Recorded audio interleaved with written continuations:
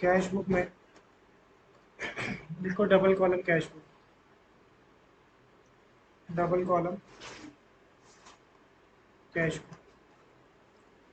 हमारी दो तरह की कैश बुक होती है, एक सिंगल कॉलम और एक डबल कॉलम। सिंगल कॉलम में सिर्फ और सिर्फ कैश का कॉलम बनता है। डबल कॉलम में हमारा क्या होता है, एक तो कैश का कॉलम बनता है एज वेल एज किसका बनता है, बैंक का कॉलम। ठीक है, कैश का कॉलम बनता है और बैंक का कॉलम बनता है। अब ध्यान रखना, जो सिंगल कॉलम कैश बुक थी उसमें बैंक को कंसीडर नहीं करते, लेकिन यहाँ पर बैंक को भी कंसीडर करेंगे। अगर कैश और बैंक का दोनों का बैलेंस इंक्रीज हो रहा है तो किस साइड जाएगा, debit side. As well as अगर कैश और बैंक का बैलेंस कम हो रहा है तो किस साइड जाएगा, क्रेडिट साइड। ठीक है, पहले यहाँ तक लिख लो। और एक हमारा सेम रहेगा जो सिंपल कॉलम कैश बुक में था, discount is not recorded. Discount को हम रिकॉर्ड नहीं करते हैं in simple cash book. Simple का मतलब सिंगल कॉलम या double column cash book. Simple cash book as well as double column cash book, दोनों में से किसी में भी हम डिस्काउंट को रिकॉर्ड नहीं करते, ध्यान रखना।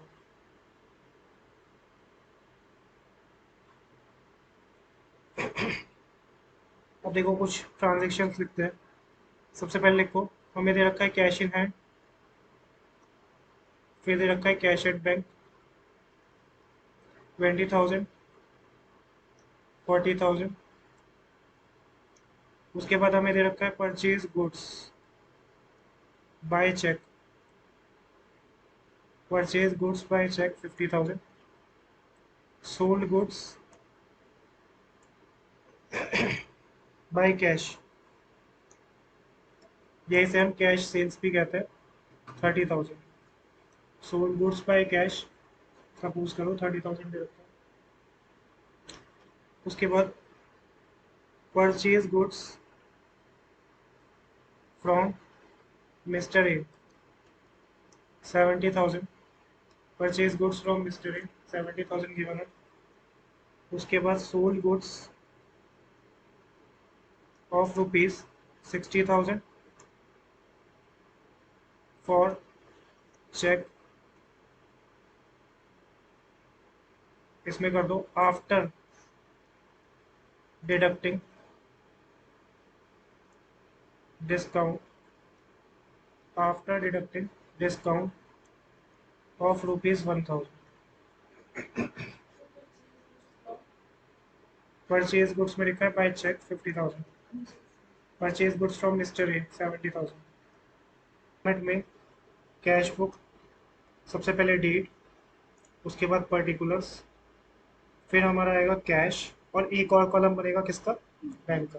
क्योंकि डबल कॉलम है तो एक कॉलम कैश का और एक कॉलम बैंक का बनेगा। फिर अगेन एक यहाँ पे कॉलम और बना दो, डेट पर्टिकुलर्स के बाद एक काम करो एल एफ कर दो, फिर कर दो कैश और फिर कर दो बैंक। एल एफ और फिर कैश और फिर बैंक। उसके बाद again date particulars L F cash और बैंक, ऐसे बनाना। ठीक है, date particulars L F ledger folio cash bank, date particulars ledger folio cash bank. इस तरीके से बनेगा हमारा format for the double column cash.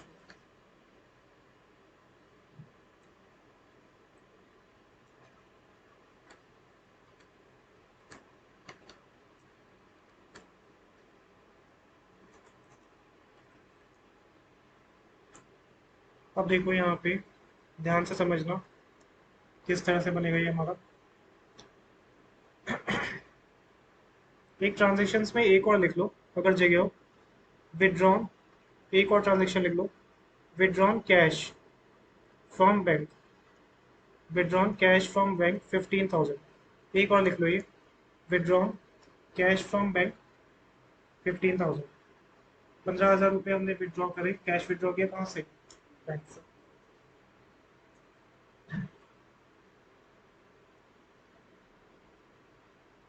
अब देखो यहाँ पर सबसे पहली ट्रांजेक्शन क्या है, हमें दे रखा है कैश इन हैंड 20,000 और कैश एट बैंक 40,000। जब भी कैश इन हैंड या कैश एट बैंक होता है वो होता है ओपनिंग बैलेंस। वो क्या होता है, ओपनिंग बैलेंस। और कैश और बैंक दोनों ही असेट है, असेट का बैलेंस जाता है डेबिट से। तो डेट में डेट लिख लेना, यहाँ पे लिखो सबसे पहले to balance brought down, debit side लिखो to balance brought down. Cash का बैलेंस कितना था 20,000 और बैंक का था 40,000। तो कैश कॉलम में जाएगा कितना 20,000 और बैंक कॉलम में कितना जाएगा 40,000। सबसे पहले तो हमारा चला जाता है to balance brought down, cash और बैंक का ओपनिंग बैलेंस।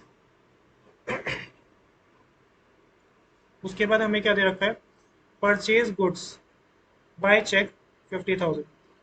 हमने गुड्स खरीदे, ये फर्स्ट, ये second, this one is third. हमें क्या दे रखा है कि हमने क्या किया, गुड्स खरीदे, कितने के खरीदे 50,000 के, लेकिन क्या दे रखा है बाय चेक। अब देखो चेक से गुड्स खरीदे तो हमारा बैंक कम होगा या कैश कम होएगा, बैंक बैलेंस कम होएगा। चेक जब भी आ जाए, चेक का मतलब क्या है, बैंक बैलेंस। कैश और बैंक बढ़ता है तो किस साइड, डेबिट साइड, और अगर डिक्रीज होता है तो क्रेडिट साइड।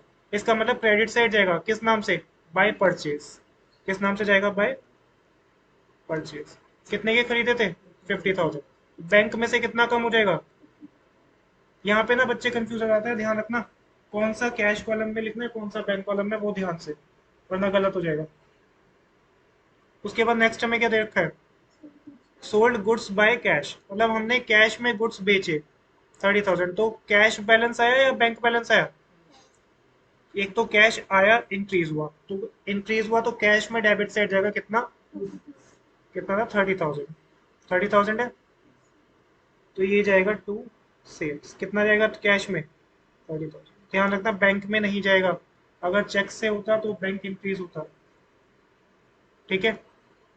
इसके बाद नेक्स्ट देखो, purchase goods from mister A 70,000। हमने मिस्टर ए से गुड्स खरीदे, क्या कैश लिखा है, क्या चेक लिखा है, मतलब ये कौन सी परचेज है, क्रेडिट परचेज, और क्रेडिट परचेज कैश बुक में नहीं जाती, तो ये तो हमारा जाएगा नहीं। अब ये वाला ध्यान से समझना, sold goods of ₹60,000 for cheque. हमने 60,000 के गुड्स जो है वो चेक से क्या करें, बेचे, मतलब बेच के हमारे पास गुड्स को बेच के पैसा आया चेक में, बैंक में पैसा आया, आफ्टर डिडक्टिंग डिस्काउंट ऑफ 1,000। समझ लो पहले, आफ्टर डिडक्टिंग डिस्काउंट ऑफ 1,000। मैंने क्या बताया था, डिस्काउंट कभी भी हो तो कैश बुक में शो नहीं करते हैं, मतलब 1,000 तो शो नहीं होगा। 60,000 के गुड्स सेल करके हम, मेरे पास 60,000 आ रहा है चेक में, मतलब बैंक का बैलेंस इंक्रीज हो रहा है कि डिक्रीज, बैंक का बैलेंस इंक्रीज हो रहा है कितना 60,000। अब यहाँ पे लिखा है आफ्टर डिडक्टिंग डिस्काउंट, इसका मतलब 60,000 में से 1,000 हमारा क्या हो चुका है, ऑलरेडी डिडक्ट हो चुका है, तो दोबारा माइनस मत करो। ये समझ आया, ठीक है। तो हमारा क्या होगा, बैंक बैलेंस बढ़ेगा, डेबिट साइड जाएगा बैंक में टू सेल्स कितना 60,000। डिस्काउंट का कुछ भी नहीं करेंगे, ध्यान रखना डिस्काउंट, क्योंकि ऑलरेडी इसमें से डिडक्ट हो चुका है। समझ आए।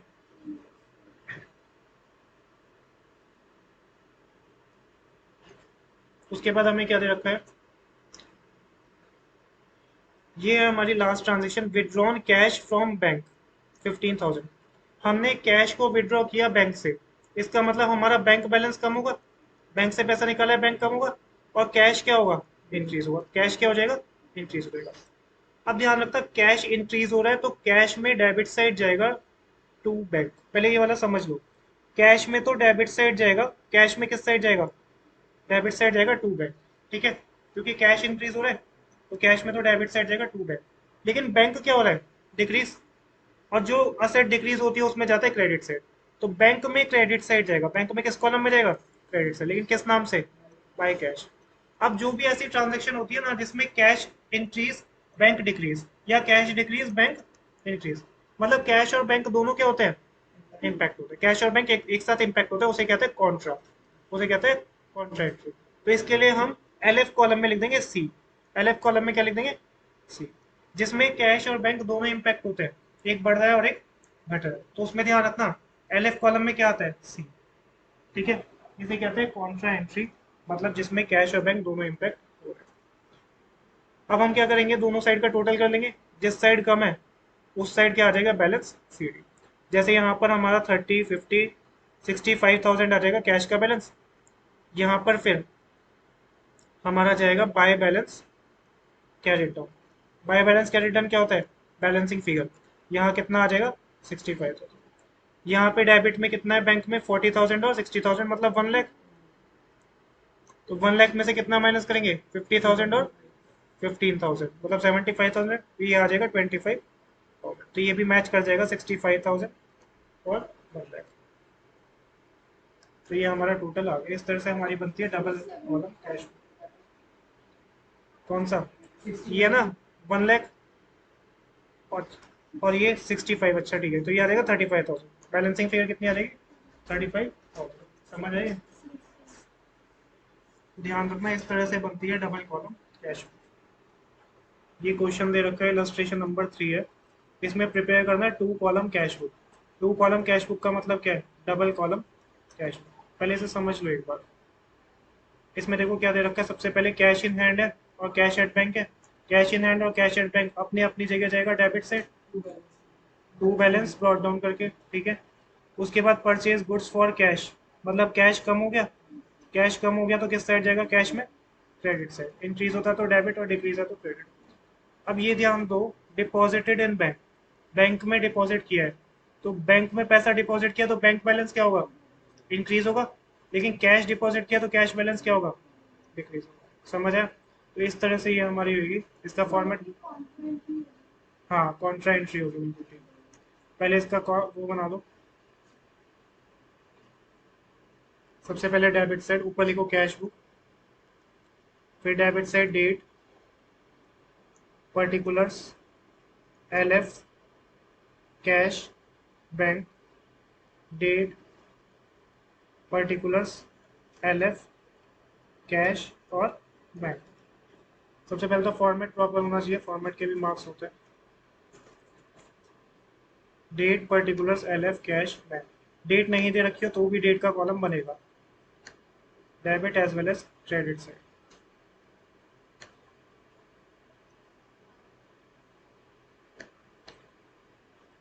अब देखो सबसे पहले क्या दे रखा है, कैश इन हैंड और कैश एट बैंक कितना 15,000 और 50,000। कितना है 15 और 50,000 मतलब 15,000 और 50,000। किस साइड जाएगा, डेबिट साइड जाएगा ना। 1 मार्च को टू बैलेंस ब्रॉट डाउन, कितना 15,000 कैश में और 50,000 बैंक में।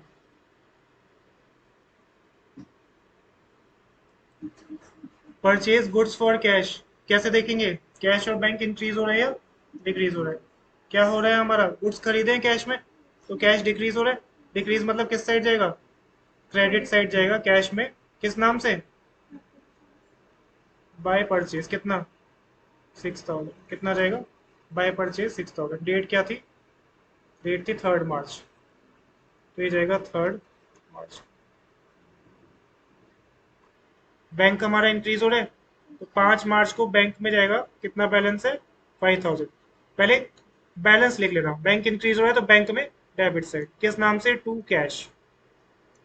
और कॉन्ट्रा एंट्री है जिसमें कैश और बैंक दोनों इफेक्ट होते हैं। और इसमें कैश कम हो रहा है तो कैश में क्रेडिट साइड आएगा। कैश में किस साइड, क्रेडिट साइड जाएगा किस नाम से, बाय बैंक।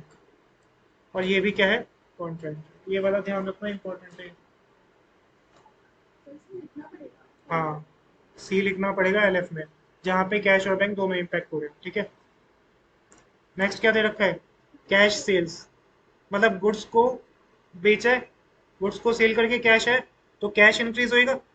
कैश इंक्रीज होगा तो कैश में डेबिट साइड जाएगा टू सेल्स। 8 मार्च को कैश में डेबिट साइड जाएगा टू सेल्स। ये तो नॉर्मल जैसे सिंगल कॉलम में भी होता था, टू सेल्स। इसके बाद नेक्स्ट क्या दे रखा है, नेक्स्ट है हमें दे रखा है cash withdrew from bank for office use 2,000। हमने क्या किया, बैंक से विड्रॉ किया, कितना कैश विड्रॉ किया 2,000। इसमें बैंक बैलेंस बढ़ेगा या घटेगा, बैंक से विड्रॉ किए तो बैंक बैलेंस क्या होगा, कम हो जाएगा। बैंक कम होगा मतलब बैंक में क्रेडिट साइड। और कैश विड्रॉ किया है तो कैश आ गया होगा, तो कैश क्या हुआ होगा, इंक्रीज। और कैश इंक्रीज मतलब डेबिट साइड, तो बैंक में क्रेडिट साइड जाएगा क्योंकि बैंक कम हो रहा है 2,000 रुपये। तो बैंक में पहले अमाउंट लिख दो, क्रेडिट साइड जाएगा बाय कैश करके, ठीक है। बैंक में क्रेडिट साइड लिख दो क्योंकि बैंक कम हो रहा है, और कैश इंक्रीज हो रहा है तो कैश में किस साइड जाएगा, डेबिट साइड जाएगा।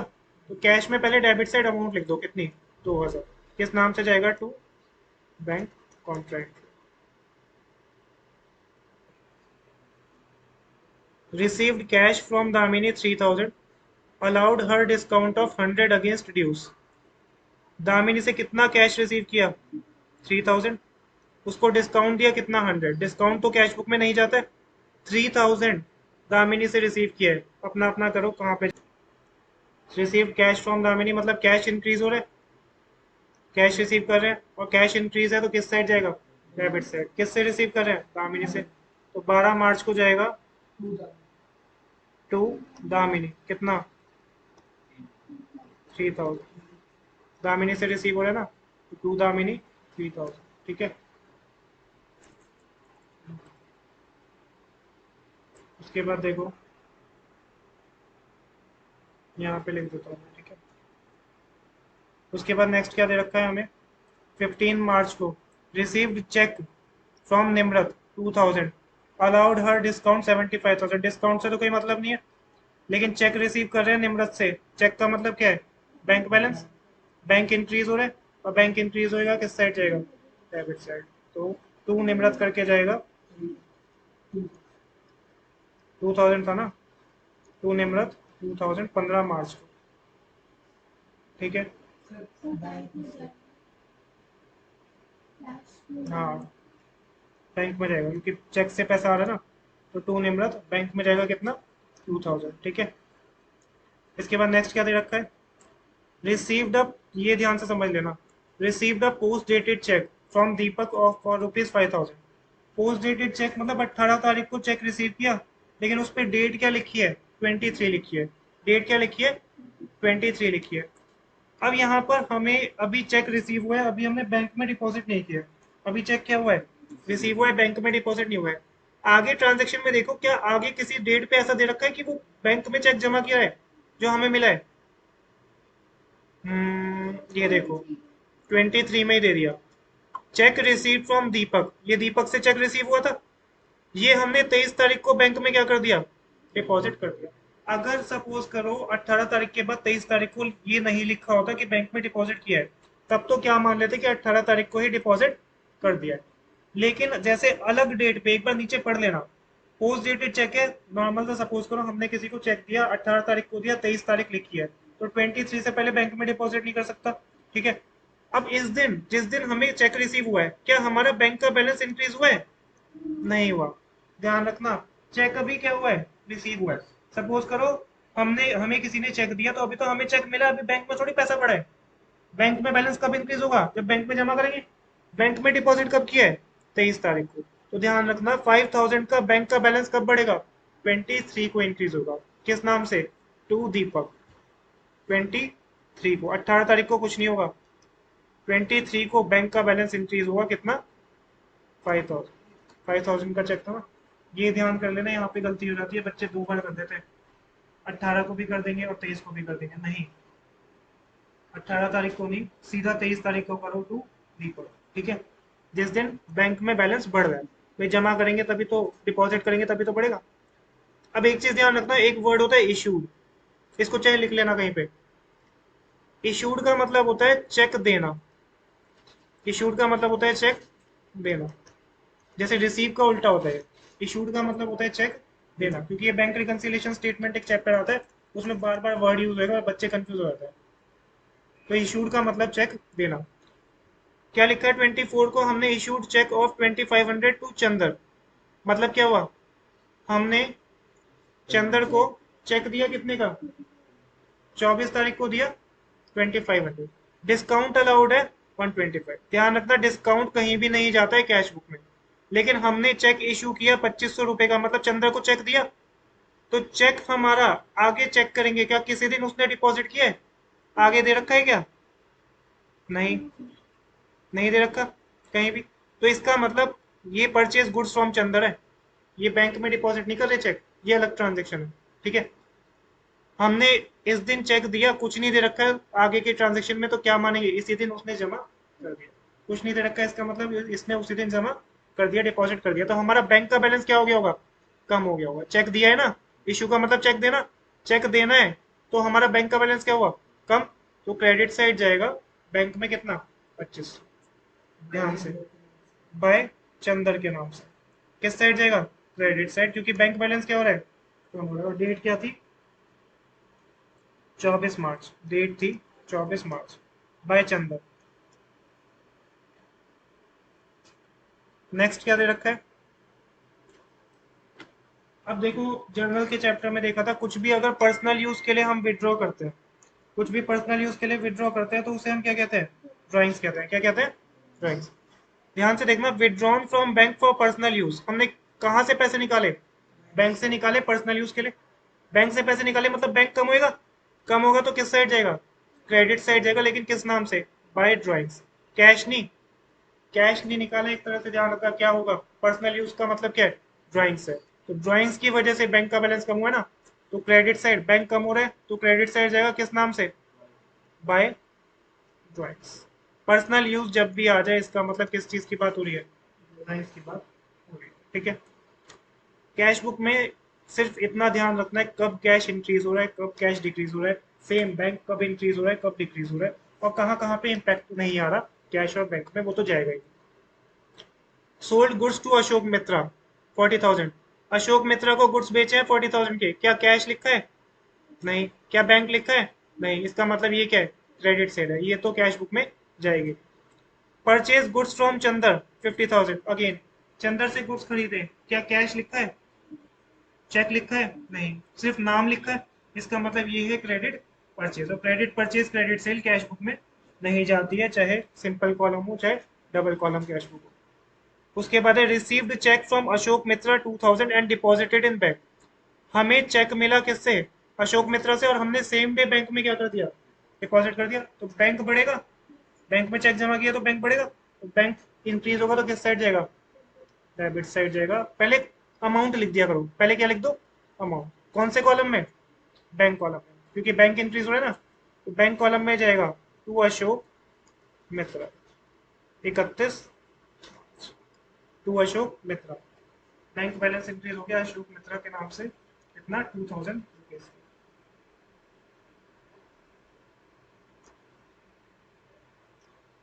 अब हम क्या करेंगे, दोनों साइड का टोटल करेंगे, जिस साइड कम आएगा उस साइड क्या लिखेंगे, बैलेंस क्या रहता है।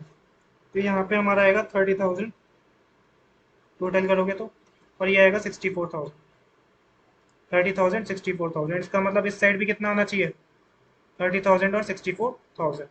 लेकिन क्रेडिट साइड का टोटल कम आ रहा होगा, तो क्रेडिट साइड का टोटल चला रहेगा 31 मार्च को, बाय बैलेंस कैरिड ऑन, किस नाम से जाएगा, by balance carried on balancing figure, by balance carried down balancing figure, ये आ रहा होगा 19,000,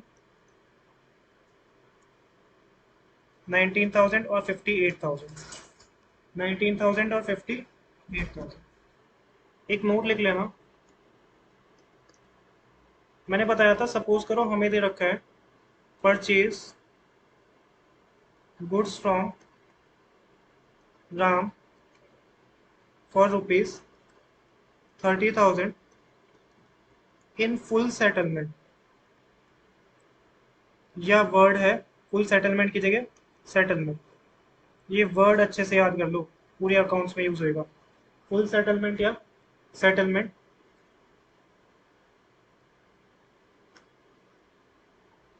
for of rupees 28,000, of rupees 28,000।